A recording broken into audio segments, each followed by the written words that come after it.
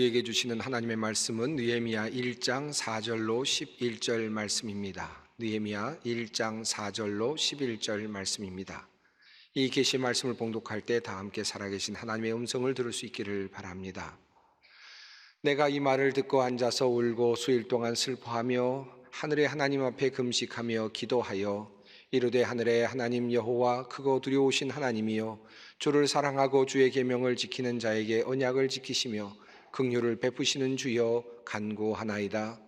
이제 종이 주의 종들인 이스라엘 자손을 위하여 주야로 기도하오며 우리 이스라엘 자손이 주께 범죄한 죄들을 자복하오니 주는 귀를 기울이시며 눈을 여시사 종의 기도를 들으시옵소서. 나와 내 아버지의 집이 범죄하여 주를 향하여 크게 악을 행하여 주께서 주의 종 모세에게 명령하신 계명과 율례와 규례를 지키지 아니하였나이다. 옛적에 주께서 주의 종 모세에게 명령하여 이르시되 만일 너희가 범죄하면 내가 너희를 여러 나라 가운데에 흩을 것이요 만일 내게로 돌아와 내 계명을 지켜 행하면 너희 쫓긴 자가 하늘 끝에 있을지라도 내가 거기서부터 그들을 모아 내 이름을 두려고 택한 곳에 돌아오게 하리라 하신 말씀을 이제 청하건대 기억하옵소서. 이들은 주께서 일찍이 큰 권능과 강한 손으로 구속하신 주의 종들이요 주의 백성이니이다.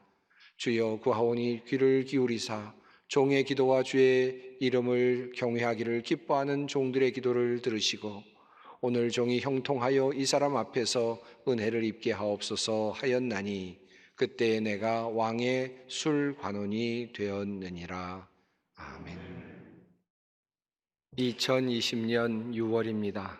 1950년 6월 25일 6.25 한국 전쟁이 일어났으니까 꼭 70년이 되는 해입니다. 우리는 6.25 전쟁을 기억합니다.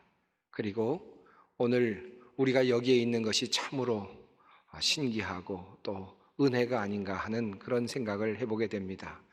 6.25 전쟁 때 이 나라가 적화되고 공산주의 국가가 되었더라면, 우리가 자유민주주의를 지켜내지 못하였더라면 오늘의 대한민국은 없었을 것입니다. 남침이 시작되고 3일 만에 수도 서울이 함락되는 정말 속도전과 같이 일어나고 있었던 그런 위험한 현실 속에서 유엔군이 참전을 결정하고 파병할 수 있었던 것은 정말 아무리 생각해 보아도 하나님의 은혜가 아니고서는 설명할 방법이 없습니다. 저는 목회자로서 신앙인으로서 오늘과 같은 우리나라의 번영의 근저에는 우리 그리스도인들의 노력과 그리고 헌신적인 노력과 기도가 있었다고 믿습니다. 그리고 우리 하나님의 도우심과 그리고 돌보심이 있었다고 저는 굳게 믿습니다. 오늘 느헤미야의 말씀을 통하여 우리에게 주시는 하나님의 음성을 우리 모두가 들을 수 있기를 바랍니다. 느헤미야 1장 1절 말씀은 이렇게 시작됩니다.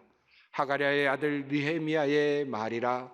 아닥사스다 왕 제20년 기슬루 월에 내가 수산궁에 있는데. 하가랴의 아들이라고 하는 말에서 우리는 느헤미야의 위치를 알 수 있습니다. 하가랴는 포로로 잡혀와서 바벨론에서 태어난 사람의 이름입니다. 하가랴입니다. 그의 아들입니다. 이미 손잡벌이 되는 사람이 바로 느헤미야입니다. 지금으로 말하면 교포 3세쯤 된다고 할 수 있을 것입니다. 그런데 그가 수산궁에 있습니다. 수산궁은 고대 엘림 왕국의 수도였고 페르시아 제국의 4수도 중 한 곳이었습니다. 그가 지금 그곳에 있었습니다. 포로로 잡혀온 사람이 3대 만에 궁에 들어가서 일할 정도의 신분이 되었다 하는 것은 참으로 대단한 일일 것입니다. 그 느헤미야는 지금 술 맡은 관원이었습니다. 여러분, 창세기를 통해서 요셉의 이야기를 통해서 술 맡은 관원이 얼마나 큰 힘을 가지고 있는지를 우리가 알 수 있었을 것입니다. 당시에 술 맡은 관원은 대단한 권력을 가진 사람이었습니다. 요즘으로 말하면 비서실이나 혹은 경호실과 같은 역할을 하는 그런 일이었습니다. 당시 독살이 만연하던 시기에 왕의 음료를 담당하면서 지근거리에서 왕을 모시는, 왕의 건강을 책임지는, 보호하는 그런 역할을 했던 사람이 술 맡은 관원이었습니다. 그만큼 왕과 접할 수 있는 기회가 많았고 실력을 행사할 수 있는 기회가 많았던 자리였습니다. 그런 자리에 있었던 사람 느헤미야가 한 가지 소식을 듣게 됩니다. 자신의 고향 예루살렘으로부터 들려온 소식이었습니다. 2절과 3절의 말씀입니다.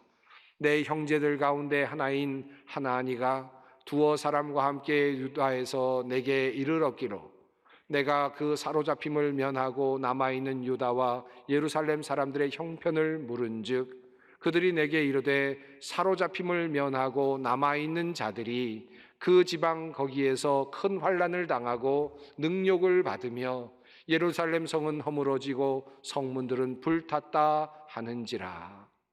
그가 들은 소식은 예루살렘에 참으로 참혹한 소식이었습니다.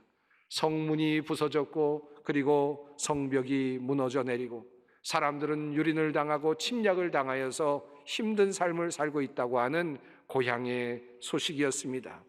이 이야기를 듣고 느헤미야는 슬피 울며 며칠 동안 음식을 먹지 못합니다. 그리고 하나님께 간절히 기도합니다. 성경은 이렇게 말합니다. 내가 이 말을 듣고 앉아서 울고 수일 동안 슬퍼하며 하늘의 하나님 앞에 금식하며 기도하여. 얼마나 슬펐는지 그는 며칠 동안 음식을 먹지 못한 채로 하나님께 간절히 기도하고 있습니다. 당시의 상황은 이러했습니다. 우선 고레스 왕 시절에 스룹바벨이 1차로 바벨론에 포로되었던 사람들을 이끌고 예루살렘으로 귀환하는 일이 있었습니다. 하나님의 은혜였지요. 그래서 그들은 그곳에 가서 스룹바벨 성전을 지었습니다. 과거의 솔로몬 성전과는 비교할 수 없이 작았지만 그래도 예루살렘의 성전을 재건하는 일을 그들이 했습니다. 성전의 재건이 이루어진 후 한참 후에 이제 다시 또 다른 왕이었던 페르시아의 왕이었던 아닥사스다 왕의 명령을 통해서 허락을 통해서 에스라가 또 다른 사람들을 이끌고 다시 예루살렘으로 들어가게 됩니다. 그리고 에스라는 그곳에서 이스라엘의 신앙의 회복 운동을 전개합니다.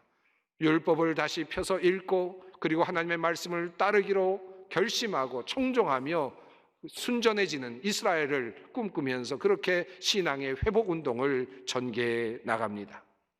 그렇게 해서 예루살렘이 복을 받을 줄 알았습니다. 예루살렘이 잘 될 줄 알았습니다. 그들의 신앙을 잘 지키고 그리고 그들의 성전을 잘 만들어서 유지한다면 하나님께서 복을 내려주시고 모든 것을 지켜주실 줄로 믿었습니다.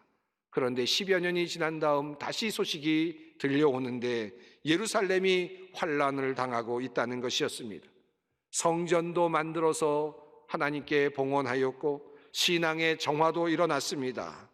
그들의 신앙은 더욱더 뜨거워졌고 그리고 순전해졌습니다마는 그럼에도 불구하고 외부의 침략과 그리고 침입을 막을 길이 없었던 것입니다. 성문을 다시 달아야만 했지만 성벽을 재건해야 했지만 그럴 수 있는 사람들이 없었습니다. 지혜를 가진 사람들이 없었습니다. 성문이 열려 있고 성벽이 허물어진 틈을 타서 수많은 외부 민족들이 들어와서 그들을 유린하고 침공하고 그리고 모든 것을 빼앗아 가곤 했습니다. 그 모습이 이스라엘의 모습입니다. 고향에 남겨진 힘없는 이스라엘 백성들이 그렇게 힘겹게 살아가고 있다는 소식을 들었습니다. 그래서 그는 수일 동안 금식을 하며 울며 주님께 나아갑니다. 교포 3세쯤 되는 이방 사람이지만 그리고 이방 나라 페르시아에서 높은 자리에까지 올라간 그런 사람입니다. 그런 사람이 고향 땅을 생각하면서 한 번도 가보지 않은 그 고향 땅을 생각하면서 울었다는 것이 참으로 대단합니다. 그리고 그는 그 믿음을 가지고 하나님께 간절히 기도합니다.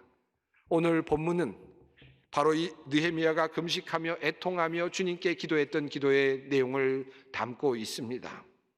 어떻게 그는 기도했을까요? 그는 하나님의 언약과 하나님의 약속을 다시 꺼내어 들고 하나님 앞으로 나아갑니다. 하나님께서 약속하신 것, 하나님께서 언약하신 것을 다시 생각하며 주님 앞으로 나아갑니다. 우리는 언약의 백성입니다. 하나님께서 우리와 함께 언약을 맺으셨습니다라는 그 사실을 인정하면서 그리고 하나님께 나아가 첫 번째로 그가 주님 앞에 기도한 것은 이스라엘의 죄를 용서해 달라고 하는 탄원이었습니다. 그는 이렇게 고백합니다. 이제 종이 주의 종들인 이스라엘 자손을 위하여 주야로 기도하오며 우리 이스라엘 자손이 주께 범죄한 죄들을 자복하오니 주는 귀를 기울이시며 눈을 여시사 종의 기도를 들으시옵소서.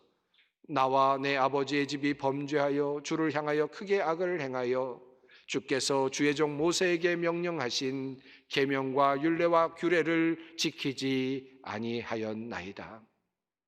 느헤미야는 다시 원점으로 돌아갑니다. 그들이 지금 어려움을 당하고 있는 이유가 무엇일까? 그들이 지금 고난을 당하고 힘든 일을 당하고 있는 이유가 무엇일까? 그는 다시 원점으로 돌아갑니다. 과거 어느 날, 과거 하나님께서 그렇게 안타깝게 생각하셨던 선조들의 그 죄악의 자리로 다시 올라갑니다. 그리고 하나님께 다시 탄원합니다. 하나님, 우리 이스라엘 민족이 죄를 지었습니다. 하나님의 계명을 어겼습니다. 하나님의 뜻을 어겼습니다. 그래서 우리가 이런 어려움 속에 빠져 있습니다 라는 사실을 인정하고 주님 앞에 나와 기도하고 있습니다. 사실 이 기도는 참으로 놀랍습니다. 예루살렘에 한 번도 가보지 않은 느헤미야가 어떻게 이런 기도를 드릴 수 있습니까? 어떻게 이스라엘 민족들, 예루살렘에 살고 있는 거민들과 같은 마음을 가질 수 있습니까? 그 마음과 하나가 될 수 있었겠습니까?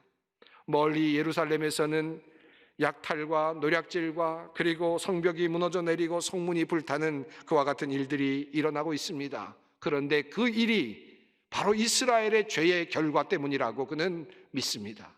그리고 하나님 앞에 나아가 그 죄를 용서해 달라고 하나님 앞에 간절히 기도하고 있습니다. 느헤미야의 모습 속에서 우리는 마치 하나님 앞에 나아가는 제사장의 모습을 봅니다. 이스라엘을 대신하여서 그들의 죄악을 들고 하나님 앞에 선 바로 그 제사장 말입니다. 예루살렘의 거민들과 이스라엘 백성들을 생각하면서 금식하면서 간절하게 주님께 기도하고 있습니다. 하나님 앞에 나와 주님 앞에 자신의 민족을 구해달라고 간절하게 주님 앞에 탄원하고 있는 모습을 우리는 봅니다. 이 모습 속에서 우리는 우리가 어떤 삶을 살아야 하는지, 우리가 우리 민족을 위해서 어떤 일을 해야 하는지, 우리 교회를 위해서 우리가 어떤 일을 할 수 있는지 다시 한번 생각하게 됩니다. 일찍이 많은 선조들이, 믿음의 선조들이 그러했습니다. 모세는 이스라엘 백성들이 죄를 지었을 때에 자신의 이름을 기록하신 책에서 지우실지언정 우리 백성들을 용서해 달라고 하나님 앞에 간절히 탄원했습니다. 바울도 자신에게 큰 근심이 있다고 말하면서 자신이 저주를 받아서 그리스도에게 끊어질지언정 이스라엘이 구원을 받기를 원한다고 주님 앞에 간절히 기도하였습니다. 느헤미야가 가진 위대한 점이 있다면 그는 이스라엘의 불행과 재난, 이와 같은 모든 모습들이 하나님과의 관계성 속에 있다는 사실을 인정하고 있다는 사실입니다.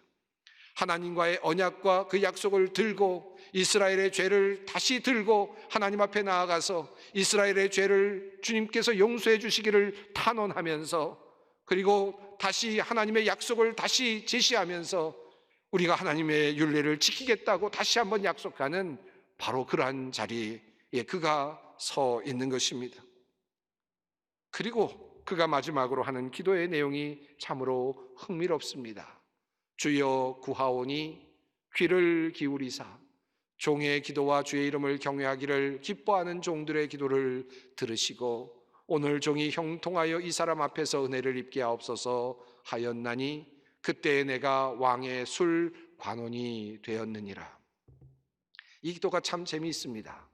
여러분, 이 기도의 내용을 읽다 보면 참 흥미로운 장면이 이 장면에서 드러납니다. 그는 하나님 앞에 울면서 금식하면서 그렇게 기도했습니다. 하나님의 언약을 기억해 달라고 탄원했고 이스라엘의 죄를 용서해 달라고 주님 앞에 간절히 탄원했습니다. 그렇게 이스라엘을 위해서 기도하던 기도가 마무리될 즈음에 그는 하나님께 이렇게 기도합니다. 하나님, 나를 형통하게 해 주십시오. 내가 이 사람 앞에서, 왕 앞에서 은혜를 입게 좀 해 주십시오. 나는 지금 술 맡은 관원입니다 라고 그렇게 하나님께 기도하고 있습니다. 도대체 이 기도가 무슨 기도일까요? 언뜻 이 기도만 떼어서 본다면 자기의 영달과 자기의 어떤 높아짐을 위해서 기도하는 기도 같습니다. 앞으로 더 잘 나가기 위해서 하나님께 탄원하는 기도 같기도 합니다. 그런데 맞지 않지 않습니까? 앞에 있는 내용과 잘 맞아떨어지지 않지 않습니까? 앞에 있는 내용은 이스라엘의 민족의 죄를 탄원하면서 이스라엘을 구원하기 위해서 안타깝게 눈물로 기도하고 있는데, 바로 이어서 마지막 부분에서 그가 기도하는 기도의 내용은 나를 형통하게 해주십시오. 그리고 내가 왕 앞에서 은혜를 입게 해주십시오. 그리고 내가 지금 술 맡은 관원 중에 관원의 일을 감당하고 있습니다 라고 그가 이야기하고 있다는 사실입니다. 참으로 흥미롭게도 그는 기도의 마지막 부분에서 자기 자신의 일을, 자기 자신의 위치를 하나님 앞에 내어놓고 있습니다. 나는 술 맡은 관원입니다. 오늘 성경 본문의 흐름으로 본다면 하나님께 은혜를 구합니다 라고 기도했더니 내가 술 맡은 관원이 되었다라는 것으로 느껴질 수 있도록 그렇게 해석이 되어 있습니다마는, 그러나 완료의 형으로 이해하는 것이 더 바람직할 것 같습니다. 그렇다면 이런 내용입니다. 하나님, 나는 술 맡은 관원의 직을 지금 감당하고 있습니다. 하나님, 나의 일을 형통하게 해주십시오. 내가 왕 앞에서 은혜를 입게 해주십시오 라고 하는 기도입니다. 왜 이런 기도를 드렸을까요? 느헤미야는 자신이 기도한 후에 하나님께서 누군가를 통해서 일하실 것이라고 생각하지 않았습니다.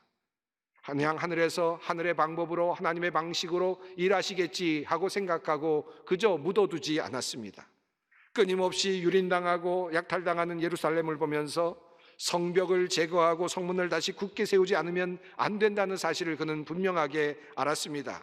그리고 그는 그 성벽을 세우고 성문을 바로 세우는 일에 자기 자신이 사용되기를 간절히 원하고 있습니다. 그러나 그는 자기 자신이 스스로 결정하지 않습니다. 내가 가겠습니다라고 하나님 앞에 외치지도 않습니다. 도리어 겸손하게 하나님의 허용하심과 하나님의 역사하심을, 그리고 그 일을 통해서 자기 자신이 그 일을 감당할 수 있게 되기를 하나님께 간구하고 있습니다. 술 맡은 관원이었습니다만, 임금의 총애를 받는 사람이었습니다만 그는 섣불리 행동하지 않습니다. 하나님께서 그에게 은혜를 베풀어 주셔서 왕 앞에서 은혜를 받게 해달라고 그는 그렇게 간절히 기도합니다. 이 사람 앞에서라는 말이 참 흥미롭습니다. 이 왕 앞에서라는 뜻입니다. 당시의 권력자는 왕이었습니다. 물론 그 위에 하나님이 계시지요. 그러나 그는 권력의 흐름을 잘 이해하고 있습니다. 이 세상의 질서를 잘 이해하고 있습니다. 그리고 하나님께서 그 세상의 질서 안에서 자기 자신을 사용해 주시기를 하나님 앞에 간구하고 있습니다. 이 사람 앞에서라는 말을 오늘의 말로 바꾼다면 이런 말로 바꿀 수 있지 않을까 생각합니다. 우리 국민들 앞에서, 이 세상 사람들 앞에서, 이 사회 안에서 내가 은혜를 입게 해주십시오, 내가 인정을 좀 받게 해주십시오 라고 하는 그런 기도입니다. 하나님께서 그에게 자리를 주셨습니다. 왕의 수를 담당하는 관원의 자리를 주셨습니다. 이 자리를 주신 이유를 하나님 앞에서 다시 묻는 것입니다. 그리고 그 자리, 주신 그 자리에서 기회를 찾고자 하는 것입니다. 무엇을 위해서입니까? 무너진 예루살렘의 성벽을 재건하기 위한, 방어선을 다시 구축하기 위하여, 안전한 성을 다시 만들기 위하여 그는 하나님 앞에서 은혜를 구하고 있습니다. 사랑하는 성도 여러분, 6.25 전쟁 70주년을 지금 보내고 있는 우리들 가운데 과연 이 민족을 향한 깊은 근심이 우리에게 있습니까? 교회를 향한 깊은 근심이 우리에게 있습니까? 우리가 어떻게 하면 이 문제를 해결할 수 있을지 구체적인 생각이 있습니까? 무슨 일을 해야 하겠다, 나는 어떻게 해야 하겠구나 하는 그런 생각이 우리 안에 구체적으로 제시되고 있습니까? 그려지고 있습니까? 느헤미야는 그것을 그리고 있습니다. 그리고 그것을 행동으로 옮기기 위해 하나님께 은혜를 구하고 있는 것입니다. 이 장을 보면 하나님께서 느헤미야가 드린 기도를 어떻게 이루어 주시는지 살펴볼 수 있습니다. 아닥사스다 왕 제20년 니산월에 왕 앞에 포도주가 있기로 내가 그 포도주를 왕에게 드렸는데 이전에는 내가 왕 앞에 수심이 없었더니, 성경은 이렇게 이야기합니다. 느헤미야가 1장에서 예루살렘의 참혹한 현실을 들었을 때에 그때는 기스르월이었습니다. 우리로 말하면 11월과 12월에 해당하는 달입니다.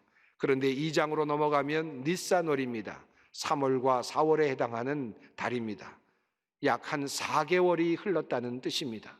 그는 섣불리 행동하지 않았습니다. 4개월 동안 기다렸습니다. 자신에게 하나님께서 주시는 기회가 올 때까지, 하나님께서 은혜를 베풀어 주실 때까지 기다렸습니다. 금식하며 기다렸겠지요? 기도하며 기다렸겠지요? 당연히 수척해질 수밖에 없습니다. 근심하다 보니 얼굴이 어두울 수밖에 없습니다. 그때 그만 그의 근심이 왕에게 드러나고 말았습니다. 이것은 그에게는 큰 위기였습니다. 왕 앞에서 근심이 드러나는 것은 불경입니다. 왕에게 근심을 전가할 수 있기 때문이죠. 그래서 왕의 심기를 흐트릴 수 있기 때문에 얼마든지 책망을 받을 수 있고 또는 벌을 받을 수 있는 위기였습니다. 그런데 왕이 도리어 그에게 관심을 표합니다. 성경은 말합니다. 왕이 내게 이르되 내가 병이 없거늘 어찌하여 얼굴에 수심이 있느냐? 이는 필연 내 마음에 근심이 있음이로다 하더라. 이때 그 옆에 왕후도 함께 있었다고 성경은 전하고 있습니다. 왕후와 함께 있는 자리, 아마도 너그러움이 넘쳤을 바로 그런 자리였을 것입니다. 그때가 바로 하나님께서 베풀어 주시는 은혜의 때였습니다. 그는 하나님께서 자기에게 주시는 그 은혜의 때를 놓치지 않았습니다. 그리고 왕에게 청하여 예루살렘 성을 다시 재건할 수 있도록 허락을 받게 됩니다. 이것이 하나님의 은혜였습니다. 느헤미야는 이렇게 해서 예루살렘으로 들어가 성벽을 재건하고 예루살렘 성문을 다시 다는, 그래서 예루살렘 성을 다시 굳건하게 하는 일을 감당하게 됩니다.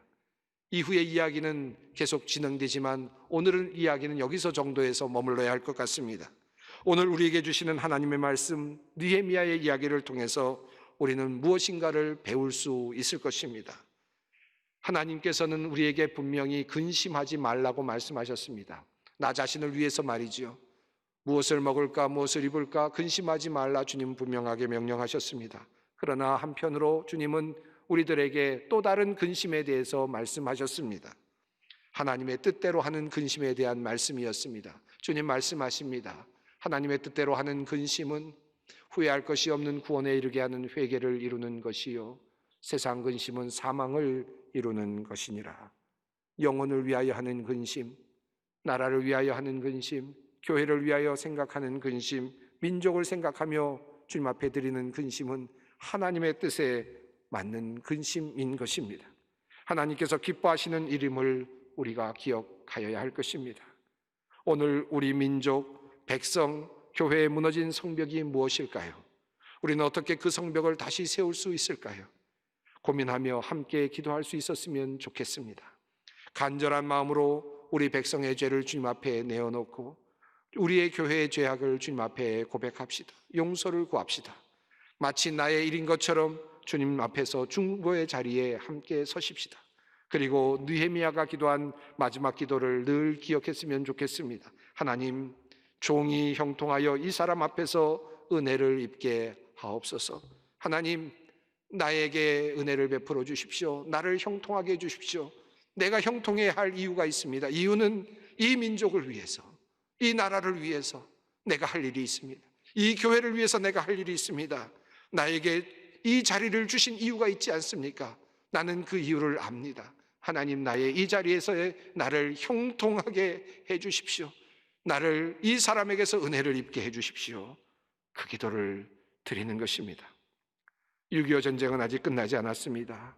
이념의 경계를 허무는 이들이 있고 교회를 무너뜨리는 이들이 여전히 있습니다. 교회는 끊임없이 세상 사람들에게 유린당하고 있고 자유민주주의 이념은 대한민국에서 점점 힘을 잃어가는 듯 보이기도 합니다. 성벽이 무너져 내렸고 성문이 불에 탔습니다. 이제 70주년이 되었습니다. 이제 우리는 이곳에 있습니다. 여러분이 있는 자리는 어디입니까? 느헤미야가 주님 앞에 고백했던 그 고백이 우리 모두에게 함께 있기를 바랍니다. 함께 기도하겠습니다. 하나님, 이 나라, 이 백성 위기 가운데 있음을 알고 주님께 기도합니다. 하나님께서 복을 주신 이 나라가 어려움 가운데 빠지지 않도록 지켜주시옵소서. 하나님의 이름을 망령되게 일컫는 이념이나 세력이 침노하지 못하도록 거룩한 성을 다시 수축해 하옵소서. 우리에게 주시는 그 자리에서 하나님께 부르시고 원하시는 그 소명을 받게 하시고 그 일에 매진하는 주님의 종들 되게 하여 주시옵소서. 예수님의 이름으로 기도드립니다. 아멘.